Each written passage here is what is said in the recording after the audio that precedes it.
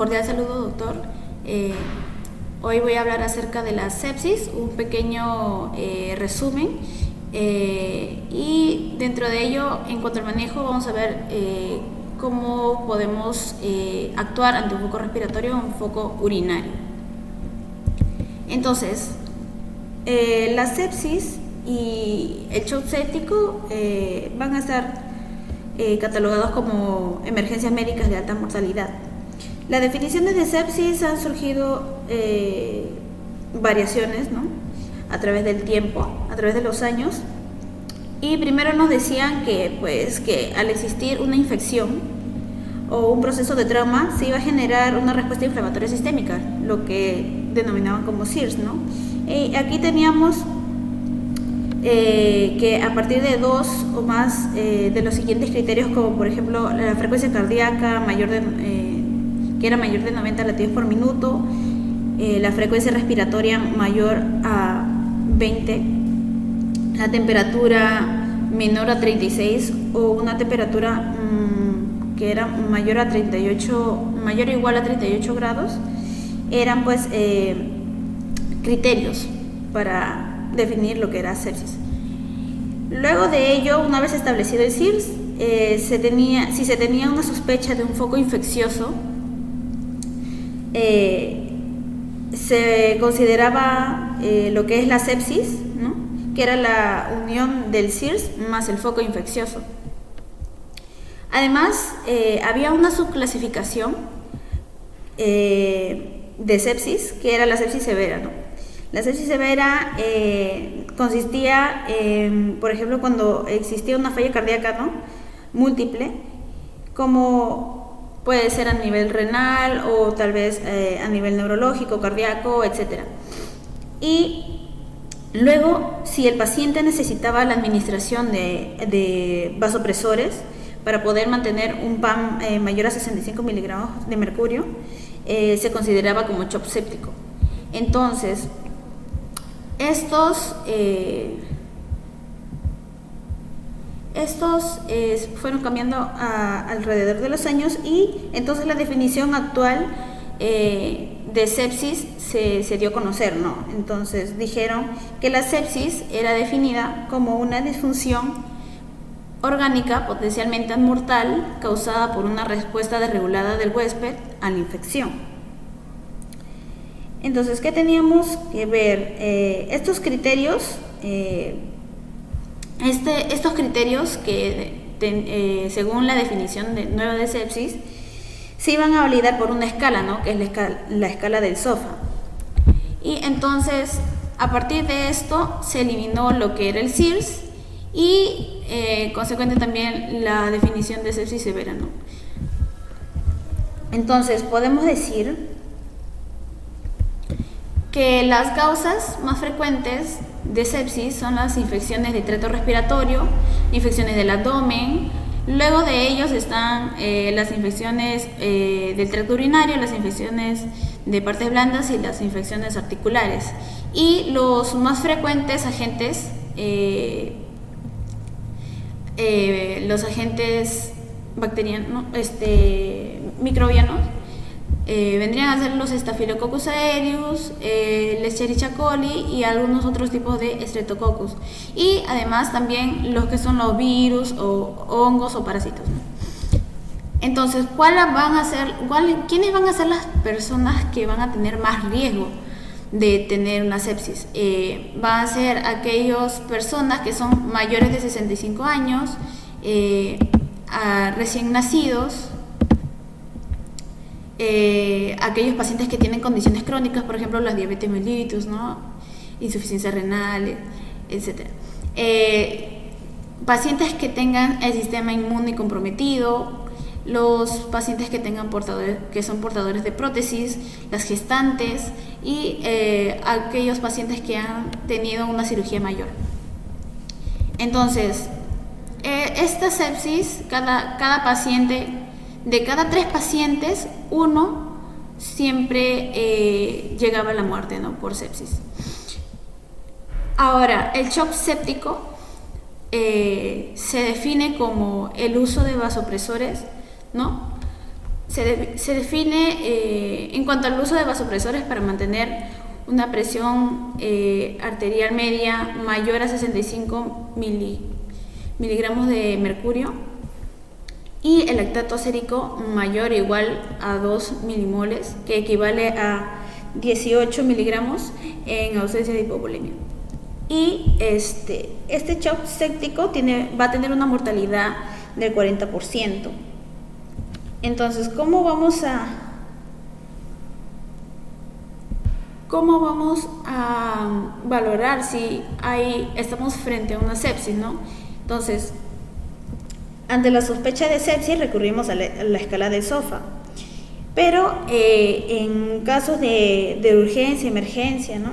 Donde no tengamos a la mano estos criterios de SOFA, ¿no? Que se dan por intermedio del laboratorio, entonces recurrimos a lo que es el Q-SOFA, ¿no? El Q-SOFA que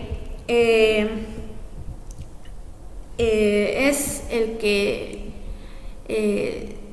es utilizado por todos en estos momentos, ¿no? Ahora, el Q-SOFA se define por tres, ¿no?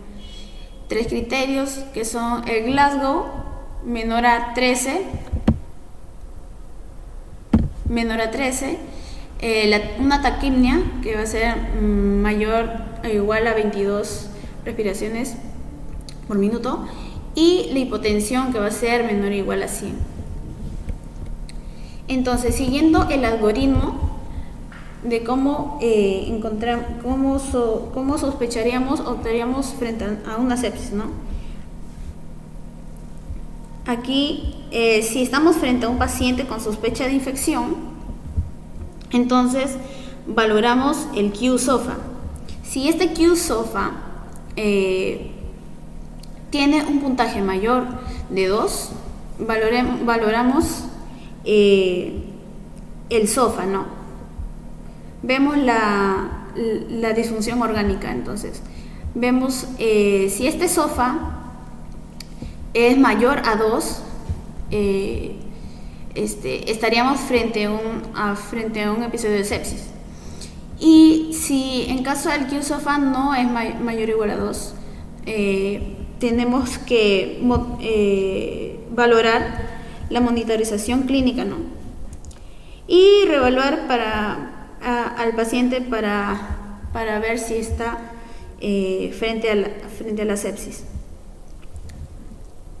Ahora, si no tenemos, sin el SOFA que valoramos después no es mayor o igual a 2 criterios, igualmente se va a monitorizar, ¿no?, la clínica del paciente. Y cuando tengamos la sepsis, entonces vamos a hacer el uso de vasopresores, ¿no? Vamos a valorar si usamos vasopresores para mantener una PAM mayor o igual a 65 miligramos de mercurio y el lactato si es mayor o igual a 2 milimoles por litro. Entonces, si este cuadro es compatible, o sea, si se tienen estos criterios, entonces decimos que estamos frente a un shock séptico. Y si no, bueno, volvemos al diagnóstico de sepsis. Ahora, ¿cómo va a ser el manejo, no? El manejo, según la Surviving Sepsis Campaign, se va a dar dentro de 1 hora, ¿no? Desde que se identifica los datos de infección y los datos de daño orgánico, ¿no? O sea, el SOFA. Entonces, el primer paso va a ser medir el lactato sérico. Este lactato sérico, pues nos va a hablar si estamos frente a hipoxia tisular, ¿no? Y si hay secundariamente una glucólisis anaerobia acelerada. Si hay un lactato mayor o igual de 2 milimoles, es necesario volver a medirlo. y se puede medir o se va a medir dentro de 2 o 4 horas de la medición inicial para poder manejar la resucitación con líquidos, ¿no? Y el segundo paso va a ser tomar los hemocultivos. Este puede ser estéril en un principio, ¿no? O también puede no haber, por ejemplo, el hemocultivo, luego de si se ha administrado la antibioticoterapia previamente, entonces puede salir estéril, Es por eso que debemos tomarlo antes de iniciar la antibioticoterapia. Pero esto se debe mantener en un juicio propio, ya es juicio propio del médico, ¿no? Entonces, al menos se debe tomar 2 hemocultivos en vías distintas para ver uno para anaerobios y otro para agentes aerobios. El tercer paso viene a ser la antibioticoterapia. Se debe iniciar de forma empírica, ¿no? Con uno o varios antibióticos por vía intravenosa y hasta que se haya identificado el patógeno. Y para iniciar la antibioticoterapia empírica, primero valoramos los siguientes pasos, ¿no? Primero valoramos si el foco probable de infección anatómica, ya sea, por ejemplo, respiratorio, urinario, etcétera, estemos sospechando entre uno de estos focos, ¿no? Para poder ver qué agentes típicos hay en esas áreas. Luego también valoramos qué patógenos son prevalentes en la comunidad y en el área hospitalaria. También se valoran los patrones de resistencia, ¿no? Y también el estado inmune del paciente, que es muy importante. También valoramos los factores de riesgo del paciente y los antecedentes de farmacoterapia, ¿no? Podemos tener, por ejemplo,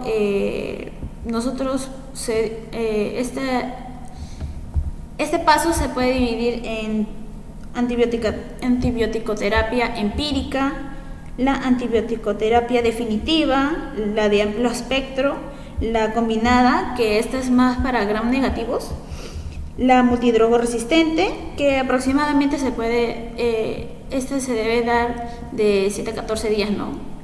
A un tiempo de 7 a 14 días.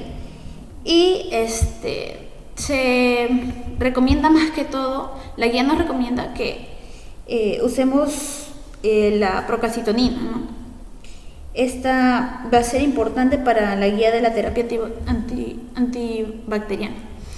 Y en caso de un foco, porque puede haber diferentes focos, ¿no? Si en caso el médico valora los diferentes focos, ya sea pulmonar, abdominal, cutáneo, tejido, de foco urinario, de foco meningio o de foco desconocido, primero se debe ver si es de origen extrahospitalario o de origen nosocomial. Entonces, si tenemos, por ejemplo, aquí el foco pulmonar, damos una antibioticoterapia empírica con cefotaxima o ceftriaxona o cefepime, ¿no? Eso de 1 a 2 gramos cada 8 a 12 horas. Y escogemos cefepime si en caso tenemos sospecha de una pseudomonas aeruginosa. Y además de esto se va a agregar lo que es el levofloxacino, con una dosis de 500 miligramos cada 12 horas el primer día, y luego vamos aumentando, ¿no?, cada 24 horas. Y en cuanto al foco urinario, si sospechamos de un foco urinario, entonces damos cefotaxima o ceftriaxona o una terapia combinada, ¿no?, piperacilina con tazobactam. Y podemos no agregar también corticoides, ¿no?, levofloxacino o también un aminoglucósido. Y en caso si esta es de etiología nosocomial, en cuanto a foco pulmonar, vamos a dar antibioticoterapia empírica con imipenem o meropenem o cefepime más un aminoglucósido o una quinolona. Y esta quinolona es obligatorio escogerla si estamos ante sospecha de una legionelosis nosocomial. Y en cuanto al foco urinario de etiología nosocomial, también damos lo que es cefepime o imipenem o meropenem, o también una terapia combinada con piperacilina tazobactam, y podemos agregar o no levofloxacino y también un aminoglucósido. Eso sería en cuanto a la antibioticoterapia. Ahora vamos a la fluidoterapia, ¿no? Ese es el cuarto paso. La fluidoterapia, de preferencia con los cristaloides, y se administra una dosis no de 30 miligramos por kilo de peso. Si hay presencia de hipotensión, ¿no? O tenemos un lactato sérico por mayor o igual a 4 milimoles por litro. Y si la presión arterial media está ya a niveles, porque hay casos que se han visto, hay estudios donde se han visto que la PAM puede llegar hasta mayor o igual a 80 o 85 miligramos de mercurio, pues va a aumentar el riesgo de que haya una arritmia cardíaca. Y entonces pasamos al paso 5, que es aplicar vasopresores. Pasamos a administrar los vasopresores si hay una hipotensión, ¿no? A pesar de que se ha dado la resucitación hídrica. Entonces, de primera línea vamos a tener a la vasopresina, de primera línea vamos a tener a la norepinefrina, y si en caso de que no alcance la meta establecida, entonces podemos agregar lo que es la vasopresina, ¿no? En tercer lugar tenemos la epinefrina, pero no es tan factible. Tenemos que considerar varias tenemos que decidir, tenemos que valorar muchas cosas. Y en cuarto lugar vamos a tener lo que es la dopamina. Y eso sería todo en cuanto al manejo.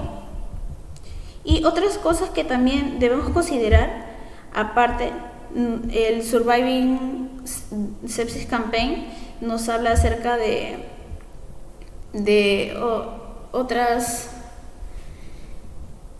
otros escenarios, ¿no? Por ejemplo, si hay un paciente que, por ejemplo, tiene hemoglobina menor a 7, entonces nosotros usaríamos lo que es paquetes globulares, ¿no? Hasta poder alcanzar una hemoglobina de 10, ¿no? Luego también consideramos la ventilación mecánica, ¿no? Si estamos frente a un síndrome de distrés respiratorio, ¿no? Y también vemos lo que es la glucosa, ¿no? La glucosa a veces puede estar de 140 a 180 miligramos. Y lo que son las profilaxis. Las profilaxis en cuanto a si estamos presente a una úlcera gástrica, o también si consideramos las profilaxis para una trombosis venosa pulmonar o para un tromboembolismo pulmonar. Entonces ese pequeño resumen ha sido todo. En sí, la sepsis es un